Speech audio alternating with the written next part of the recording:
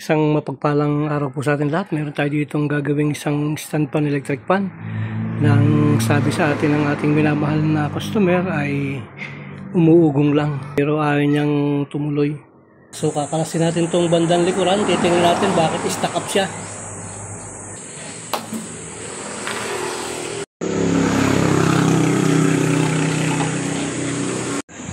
Pag magkakalas tayo ng mga ganitong electric pan, dahil agad natin tong kanyang swing arms. Tanggalin agad natin yan para hindi tayo mahirapan. Pagkatapos yung mga metal screw natin, ibalik natin dito.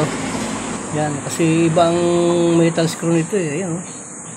Hindi yan katulad ng yung mga ordinary. Yan, yun, meron siyang palikpik sa tabi. So, para sigurado, ibalik agad natin siya dyan. Itong mga ganitong klase ng electric pan ay naka-screw rito, hindi katulad ng iba na naka-clip. Ibang klase yan, isang naka-clip, siya namang naka-metal screw. Ito, kagaya nito, screw siya.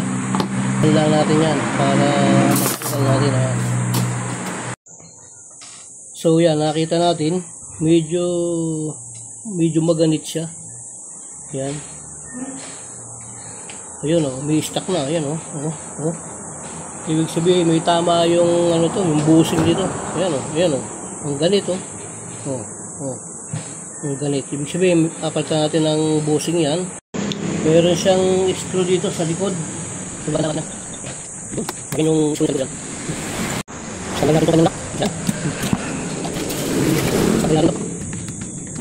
Yan yung mga naalis dyan. Pero yung mga screw dapat hindi mawala yan para hindi tayo hirapan pagkatutulin natin. Tapos sunod natin yung kanyang screw nito. Yan.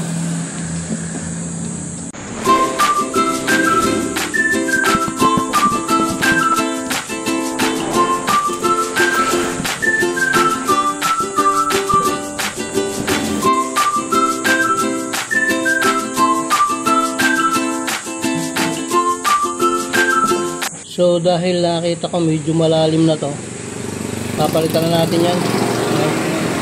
So itong shafting na to, kakalasin na natin yan. So yan, yung guhit na yan, yan magiging palatandaan natin mamaya pagkabalik natin. So ilalabas natin yung shafting niya. Tutukod lang natin ganyan, sabay palo dito. Itong ginamit natin na shafting na to, ito na rin yung gagamitin natin pamukpok. Ito.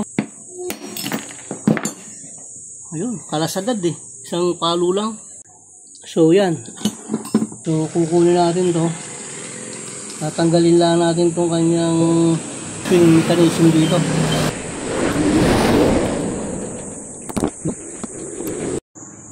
Pag nagkakalas tayo, lagi natin poproteksyonan tong motor kasi once na yan ay nagasgas. Yan yung lugar na yan. Wala na, sira na yung trabaho natin. Kailangan laging nakaproteksyon yan. So ganun ulit. Papaluin uli natin yan. So yun. Ang naging problema niyan, kaya yan ay madaling nasunog kasi nga yan oh. Kaya madali siya nangapit.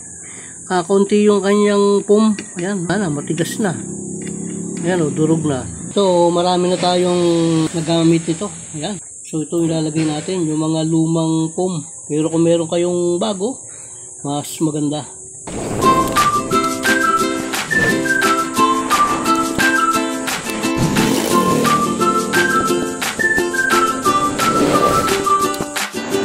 So yan, sabay langisan natin para mababad na siya ng langis.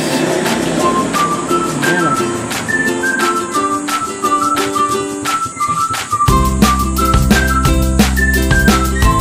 So sabay langisan na rin natin. So ito yung nabili natin, yung bushing at saka shafting. So papatagin lang natin to gamit yung ating martilyo.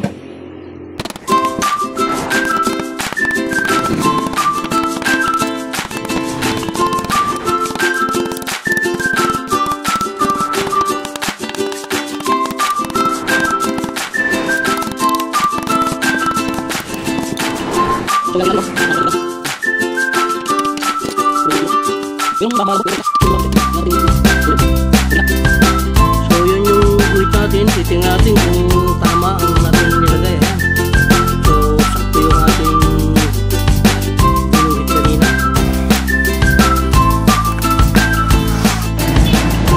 So tingnan natin. Ayun.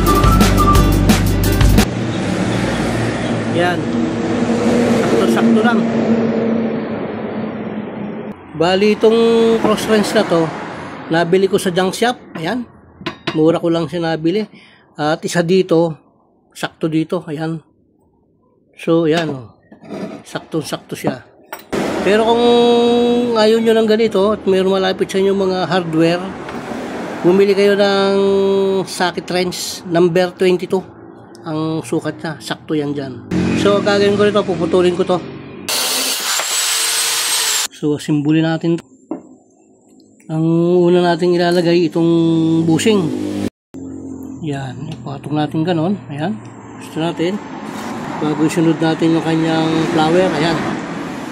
Ayan o. Kailangan yan. Nakadapa. Ayan. Nakaganon. Ayan. Nakahiyad na ganon. Ayan o. Nakahiyad na ganon. Yun. Dapa natin ganon. Ayan. Patong dyan. Bago sunod natin to, yung kanyang cover, ilagay natin dito. Sabay palo natin, patong natin to dito. Sakto-sakto yan.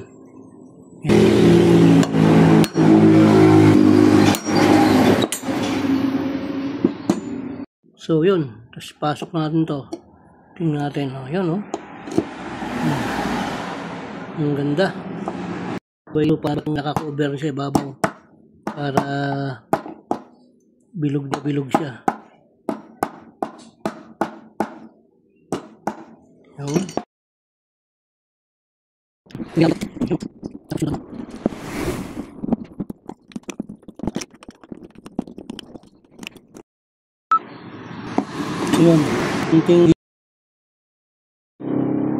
Tingnan natin yung kanyang mga screw.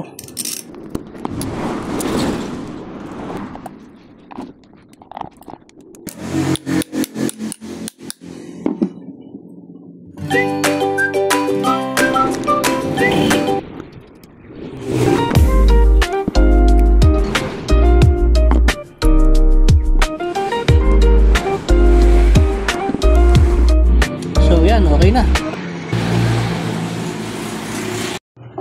Ilagay na natin itong kanyang swing arms. Yan.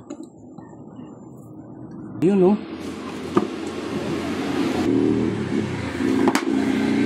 Sunod natin yung kanyang cover sa likod.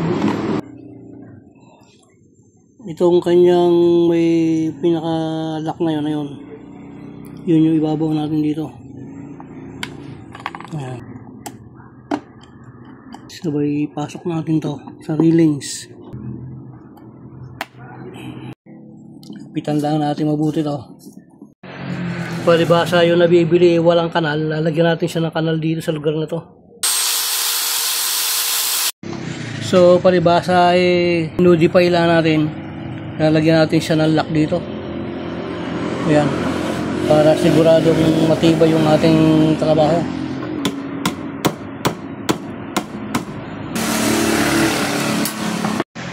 Sabay testingin natin kung hindi siya sumasayad.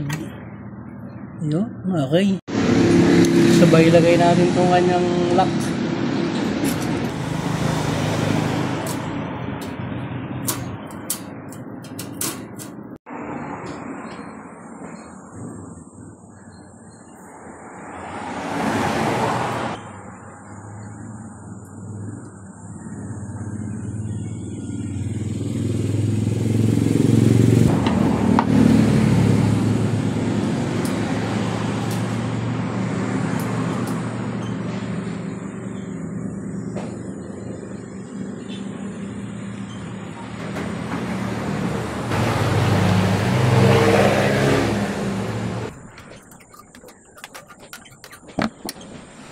Buli na natin.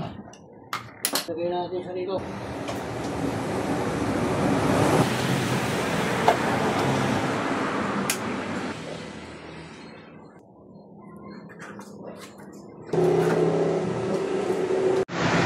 So, ayun na.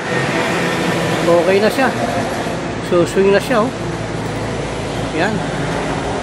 Okay, maraming salamat po.